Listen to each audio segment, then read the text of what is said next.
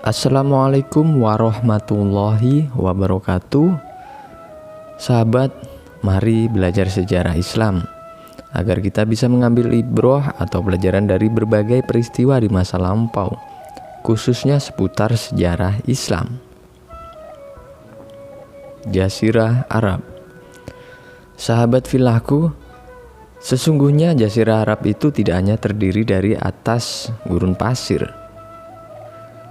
Ada banyak tanah subur yang telah dihuni sejak lama. Tanah-tanah subur itu terutama terletak di daerah pantai seperti Yaman, Yamamah, Hadramaut, dan Ahsa.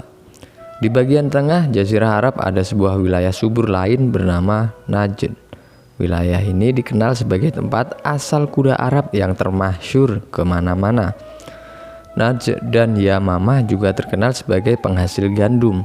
Demikian banyak gandum yang dihasilkan sehingga konon mampu memenuhi kebutuhan seluruh penduduk Jazirah Arab yang ketika Nabi Muhammad SAW dilahirkan berjumlah sekitar 10-12 juta jiwa.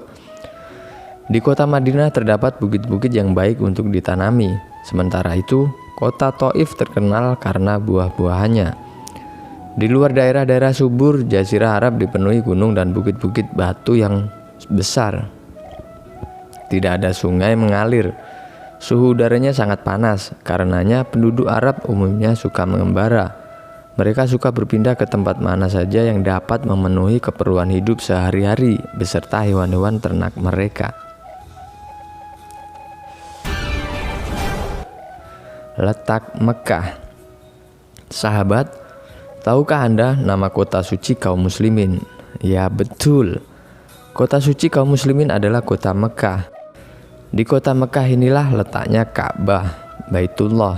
Ke arah Ka'bah lah seluruh muslim di dunia menghadapkan diri jika sedang sholat. Di kota Mekah inilah Nabi kita tercinta Muhammad SAW dilahirkan. Kemudian, apakah Anda juga tahu di mana letak kota Mekah? Di atas bukit yang subur, atau di pinggir sungai besar yang dipenuhi banyak ikan?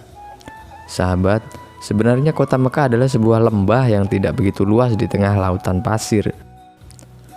Bukit-bukit mengurung lembah ini rapat-rapat. Begitu rapatnya sehingga cuma ada 3 jalan untuk keluar dan masuk Mekah. Jalan pertama menuju ke Yaman, jalan kedua menuju ke Laut Merah, dan jalan ketiga adalah jalan menuju Palestina. Ribuan tahun yang lalu, lembah Mekah hanyalah sebuah tempat persinggahan rombongan kafilah, baik yang datang dari Yaman menuju Palestina maupun sebaliknya. Nabi Ismail lah yang pertama kali membuat Mekah menjadi sebuah kota.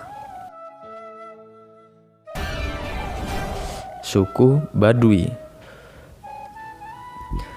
Suku Badui adalah penduduk asli Jazirah Arab. Mereka adalah prajurit pengelana yang tangguh, tinggi, mereka sedang tapi kekar, cekatan, dan kuat menderita dalam alam yang keras. Jika ada anggota keluarga yang tewas, maka para lelaki Badui akan segera membalas membunuhnya.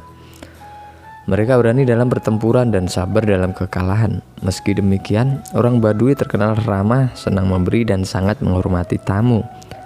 Mereka juga tenang, sabar, dan tidak cepat marah. Orang Badui juga sangat mengagumi keindahan syair. Jiwa orang-orang Badui mudah terpanggil pada kebenaran. Mereka adalah orang-orang sederhana. Mereka duduk di lantai dengan wadah makanan di lutut. Dengan demikian tidak bisa dibedakan mana majikan dan mana bawahan. Kepada orang-orang inilah Nabi Muhammad SAW diutus. Berkat bimbingan Nabi Muhammad lah orang-orang Badui dari padang pasir yang sunyi ini mampu mengguncang dunia. Merekalah yang akhirnya menyebarkan agama Islam ke seluruh penjuru dunia. Merekalah yang membangun umat Islam menjadi umat yang besar dan dihormati. Namun, jauh sebelum menyebar ke penjuru bumi, perjalanan umat Islam di Jazirah Arab dimulai oleh kisah Nabi Ibrahim alaihissalam. Beliau adalah nenek moyang Nabi Muhammad SAW. Nabi Ibrahim alaihissalam adalah salah satu nabi yang sangat berani menghadapi kaum yang sesat. Beliau tidak peduli mereka mengejek ajakannya.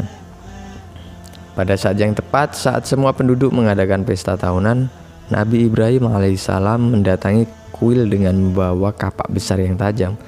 Di dalam kuil banyak sekali makanan untuk persembahan. Makanan itu masih utuh karena patung memang tidak bisa makan.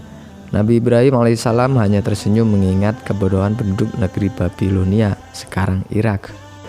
Lantas dengan tangkas, Nabi Ibrahim alaihissalam merobohkan semua patung-patung di dalam kuil, kecuali patung yang paling besar. Sebelum pergi, Nabi Ibrahim alaihissalam meninggalkan kapaknya di pundak patung paling besar.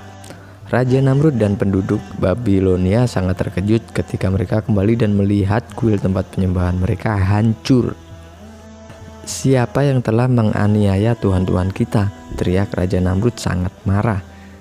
"Siapapun dia harus diberi hukuman yang setimpal." "Hamba tahu ini pasti perbuatan Ibrahim," kata seorang penduduk. "Panggil dia sekarang juga." Para pengawal kerajaan diikuti beberapa penduduk mendatangi rumah Nabi Ibrahim alaihissalam. Derap langkah mereka terdengar riuh. Nabi Ibrahim alaihissalam pun diseret dan diarak keliling kota. Beliau lalu dibawa ke tempat terbuka. "Ibrahim, apa betul kamu yang telah menghancurkan Tuhan-Tuhan kami?" tanya seorang hakim beberapa saat kemudian. Nabi Ibrahim alaihissalam tersenyum tenang. "Bukan," jawab Ibrahim. "Coba lihat, bukankah yang memegang kapak itu patung yang paling besar? Barangkali dia yang melakukannya," lanjutnya. "Mana mungkin, dia tidak bisa melakukan apapun," kata hakim tegas. Nabi Ibrahim alaihissalam tersenyum lagi. "Kalau tidak bisa melakukan apapun, mengapa kalian menyembahnya?" ujarnya pelan. Semua orang terpana mendengar perkataan Nabi Ibrahim alaihissalam yang begitu pelan tetapi amat mengagetkan. "Mengapa kalian menyembah sesuatu yang tidak mendatangkan kebaikan? Mengapa kalian tidak juga menyadari kesalahan kalian?" "Diam!" bentak Raja Namrud tidak tahan mendengar kalimat Nabi Ibrahim alaihissalam. "Prajurit, sekarang juga kumpulkan kayu bakar untuk membakar Ibrahim," perintahnya kemudian. Tidak berapa lama, kayu pun terkumpul dan membentuk perapian yang siap membakar Nabi Ibrahim alaihissalam. Begitu api berkobar, Nabi Ibrahim alaihissalam dilemparkan ke dalamnya. Disaksikan hampir semua penduduk negeri Babilonia.